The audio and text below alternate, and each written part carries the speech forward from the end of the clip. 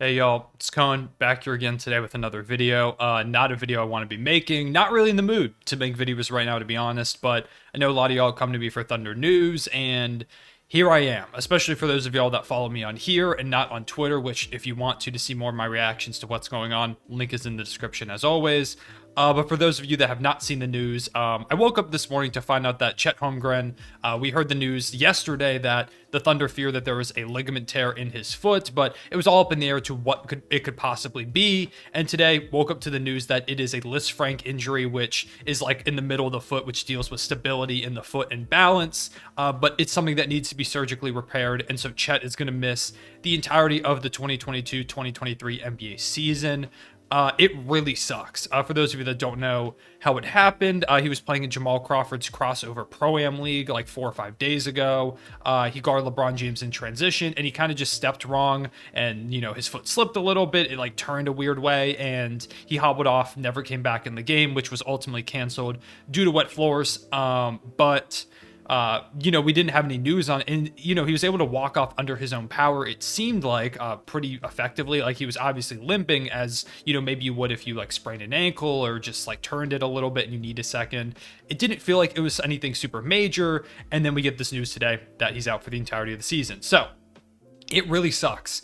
I guess starting off with my perspective as a Thunder fan, I consider myself the biggest Thunder fan in the world. Obviously, I'm biased in that regard, but I really look forward to Thunder basketball every year, and I still am looking forward to like Shea and Giddey and Dort and Jalen Williams, but this takes a lot out of it. I'm not gonna lie, I was really looking forward to seeing Chet play. I'm excited to see him play next season. I'm hopeful he's gonna come back better than ever, and he's really gonna have a monster rookie year in 2023, 2024, which sounds so far away. Those don't even seem like real years, especially 2024. But yeah, so obviously, like I said, he's gonna be a rookie next year. I've been a big Chet Holmgren supporter this whole time, ever since he started playing in college, really.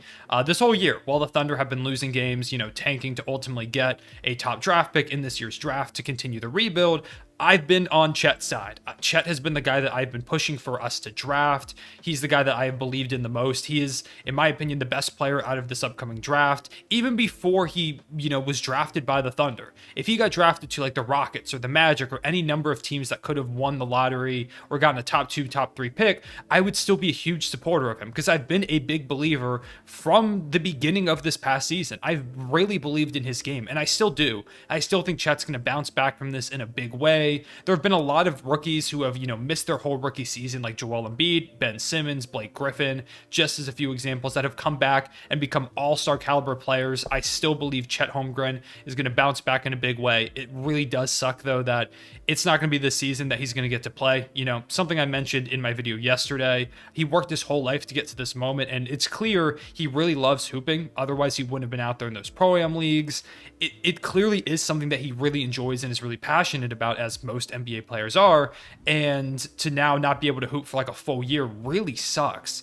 Like I said this in my video yesterday too, if I was in that position, I don't know what I would do. I would be so lost because I play basketball all the time, and it really is like a nice getaway. It's one of the things I'm most passionate about. So to not be able to play it for a full year, or he'll be able to play it in like some form, but to not get to play in the NBA, what's probably been his dream for years now, it sucks. It is really bad. I'm really feeling for Chet.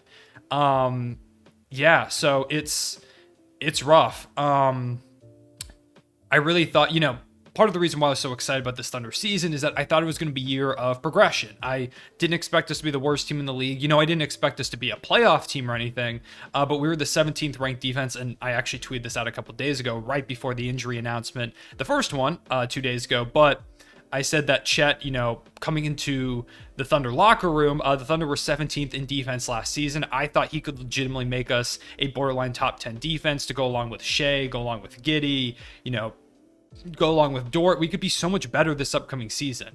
Sure, a lot of Thunder fans are trying to look on the bright side and saying, okay, well now we're going to be worse. And, we've got a better chance of getting a guy like Victor Wembanyama or a Scoot Henderson, one of these transformational players in the draft. But I just wanted to see Chet play, to be honest. Like, sure, it's cool that, maybe we can get Victor, but we already could have. I already didn't expect this to be a playoff team. Now we're going to have like a 4% chance higher of getting him. And we miss a full season of watching Chet play. Like, I understand how odds work and everything, and it's best to get the best odds possible, but it really doesn't move the needle for me. I would have much rather just gotten a chance to see Chet play this upcoming season, to see him live out his dream and see this Thunder team make strides, improve, and show all the flashes of the potential championship team we could be, and I think we will be down the line. So it sucks a lot.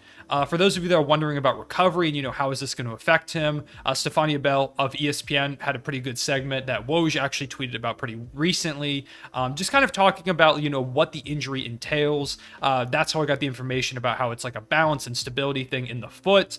But basically, what she said is this is something they typically see in football, much more than basketball, but that there have been plenty of football players that have had this injury and come back and had, monster seasons, like historic career years the next year, and that it's something that really should not linger. When you get it, structurally repaired through surgery and you do all the rehab and stuff like that, and you take your time, it's not something that'll linger. It is something that's just kind of a one-off thing, and that once you re-strengthen it and it's all repaired, he should be good to go. This should not be a lingering injury like some people on Twitter are saying, oh, this is the start of all of his injuries. It's not. This is not something that should linger at all. It's something that should be fixed, and then, he'll rehab it for the rest of this upcoming season, and then he'll be back to normal. Hopefully, he's going to now have an off season of time to, prepare for the NBA. It's like getting a full year off season where he gets to work on his game, strengthen up. I'm sure he'll be in the gym all the time. He's clearly a guy who likes to work hard. There have been so many videos of him on Twitter, Instagram, whatever, just working all summer. That's really all he's been doing. So I expect that he's, just going to keep working hard. I think he'll be better than ever next season. I don't think this is a problem at all. This is not a concern about injuries or, oh my gosh, is he going to be like some people on Twitter are trying to compare it to like Greg Oden, or some people are trying to say like, oh, I told you I would be a bust, which I made a whole video talking about that yesterday. So I'm not going to harp on that negativity anymore. I've seen too much of it on my timeline today, and I've given it too much time today, replying to a couple people on Twitter and stuff like that. Then I'm not going to give them any more time in this video, but just know there's a lot of really, really terrible people out there that are making some really bad tweets and really disgusting narrative-based stuff based off of this injury. It's really weird that people are running victory laps around a 20-year-old kid getting injured, before he gets to live out his NBA dream. It's really weird. But yeah, so I think that's most of the stuff I have to say about the injury. Sam Presti did a media availability afterwards, and he said something that I thought was pretty cool, but that basically he said, if you could tell me right now to go back to the draft lottery and you would say, okay, we'll give you the chance to go through the lottery again. You can pick between 1 and 8, or you can just have Chet Holmgren and, you won't get him till next season. He's going to have this injury and stuff like that, but you can just have him right now or go through the lottery again. He said he would take Chet Holmgren before you even finished your sentence. He wouldn't even let you finish, which I thought was a cool show of faith from the general manager.